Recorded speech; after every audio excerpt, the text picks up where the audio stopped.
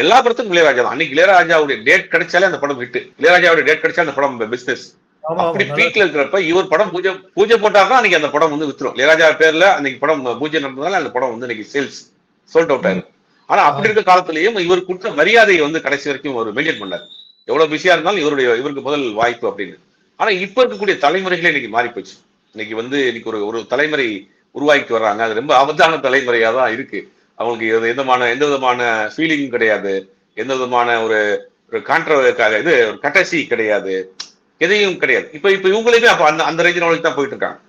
நான் அவர் கேட்டா நான் தனியா வந்தேன், என்னுடைய திறமையில தான் முன்னாடி வந்தேன் அப்படின்னு அவர் பாயிண்ட் ஆஃப் வியூல ஒருக்காக சொல்றாரு. நான் என்னை வந்து என்னுடைய திறமை தான் எனக்கு பயன்படுத்திட்டாரு. தனுஷை பொறுத்த வரைக்கும் இது வரைக்கும் எதுவுமே பேசாம இருக்கு. அதுல நம்ம பார்க்க வேண்டியதா இருக்கு. நீங்க விமர்சனங்களை கூட தனுஷ் வந்து கண்டுக்கிறாம தான் எப்பயாவது மேடையில பேசுறாரு. அதுவுமே வந்து யாரையும் நேரடியாக அட்டாக் பண்ணாம தனிப்பட்ட முறையில் சொல்றாரு. ஆனா இந்த பாக்குறப்ப பாத்தீங்கன்னா இதை கிளைம் பண்றதுக்கு தனுஷுக்கு உரிமை இருக்கு. ஏன்னா தனுஷால் அறிமுகப்படுத்தப்பட்டவர் அப்படிங்கறதுதான் உண்மை. ஆனா இதுல யார் தரப்பு நியாயம்ங்கிறது அவங்களுக்கே வெளிச்சம்.